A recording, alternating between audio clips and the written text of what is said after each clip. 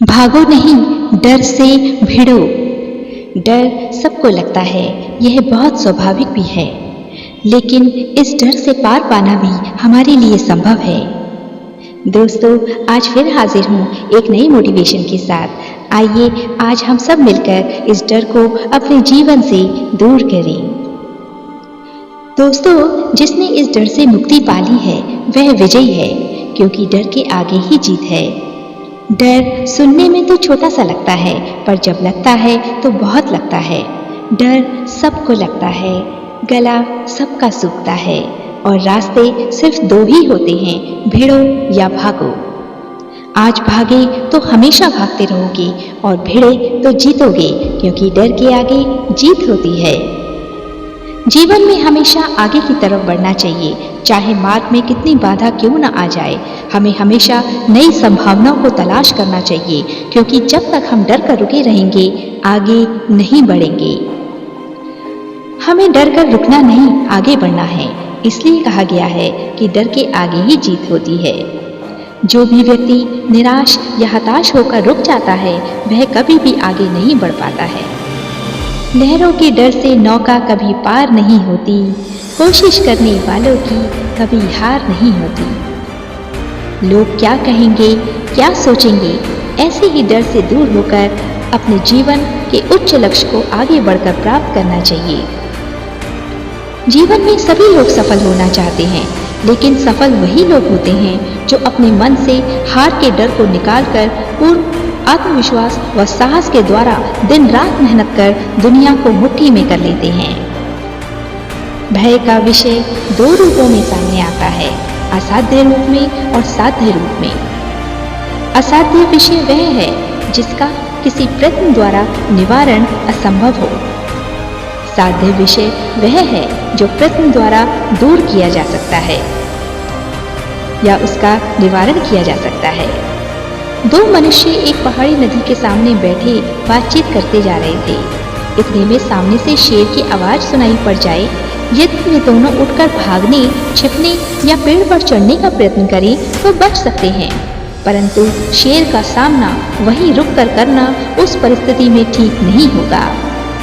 विषय के साध्य या असाध्य होने की धारणा परिस्थिति की विशेषता के अनुसार ही होती है, पर बहुत कुछ मनुष्य की प्रकृति पर भी अवलंबित रहती है। डर एक प्राकृतिक, शक्तिशाली और आदिम मानवीय भावना है। असल में डर इंसान की सोच ही होती है। इंसान डरता तभी है जब उसके मन में बहुत सारे ऐसे विचार होते हैं जिनका उनके पास जवाब नहीं होता। अगर आपको आपके मन में जो डर है उसका जवाब हो तो आप नहीं डरोगे। डर को खत्म करने के लिए आपको समझना होगा कि डर कितने प्रकार का होता है और किस डर में हमको क्या एक्शन लेना चाहिए। डर दो प्रकार का होता है, शारीरिक डर और मनोवैज्ञानिक डर। जब हम इन डर को समझ लेते हैं, यह डर हमारे अंदर से गायब होने लगता है और हम खुलकर अपने काम को करने लगते हैं। जैसे कि अगर हमको किसी के सामने बोलने से डर लगता है और हम बोल भी नहीं पाते हैं, तो अब ये हमारा डर मनोवैज्ञानिक डर है या फिर शारीरिक डर है। सबसे पहले हमको यह समझना होता है कि ये डर कौन सा है, फिर उसके बाद अपनी समझ के आधार पर उसको समझना है। अगर यदि इस डर को कम करना है तो अपने आप से एक सवाल पूछना है कि मुझको डर क्यों लग रहा है, तो फिर हमारा दिमाग उसका अपने आप ही जवाब ढूंढ निकालेगा। डर के दायरे को पहचान कर आप अकेले या सबकी मदद के साथ उसका मुकाबला कर सकते हैं। ये आपके विवेक पर निर्भर करता है, परंतु यह जानते हुए कि डर का दायरा आपकी ताकत से बड़ा है, फिर भी डर को दुनिया के डर से छुपाकर उसे बढ़ावा देना भी गलत निर्णय होगा। दोस्तों, एक बात सच है कि जिस चीज से हम जितना डरने लगते हैं वो चीज हमें उतना ही डराने लगती है। किसी भी मुसीबत से जितना डरकर भागोगे वो उतना ही पीछे आएगी, परंतु जैसे ही आपने उस डर, उस मुसीबत का सामना पकड़ना शुरू कर दिया, आप देखोगे कि वो धीरे धीरे पीछे हटना शुरू कर देगी। दोस्तों, ऐसा इसलिए होता है क्योंकि असल में इंसान को ईश्वर ने सारी शक्तियों से परिपूर्ण किया है।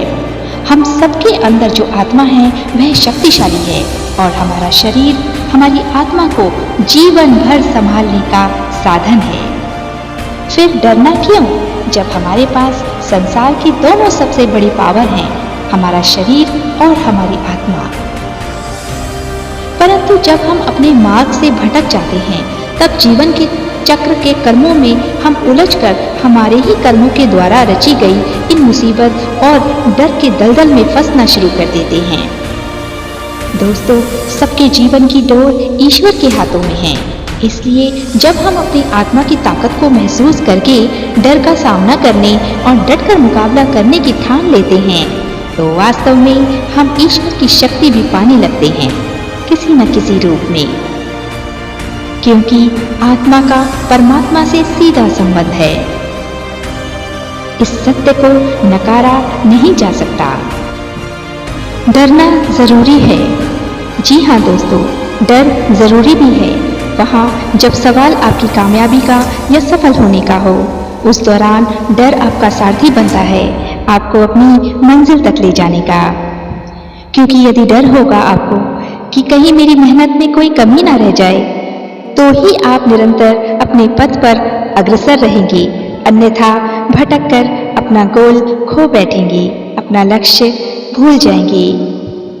डरना जरूरी है। दोस्तों, डरना है तो अपने अंदर की बुराइयों से डरो और उन्हें दूर करो। किसी असहाय को प्रताड़ित करने से डरो, किसी मजबूर का हक मारने से डरो, किसी दुखी इंसान का फायदा उठाने से डरो, किसी लाचार को पीड़ा देने से डरो, किसी के नेक दिल से खेलने से डरो, किसी की आह से डरो। परंतु अगर आप ईमानदारी की राह पर हैं, तो किसी से डरने की जरूरत नहीं, बल्कि जरूरत है तो निडर होकर अपनी सूझबूझ से डर का सामना करके डर को अपने जीवन से निकाल फेंकने की।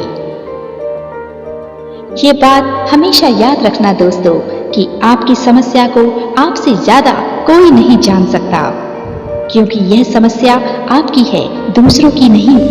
तो जाहिर सी बात है कि उस समस्या, उस मुसीबत, उस डर की कमियों और ताकत के बारे में आपसे बेहतर कोई नहीं जानता। इसलिए आप उसका मुकाबला बेहतर कर सकते हैं।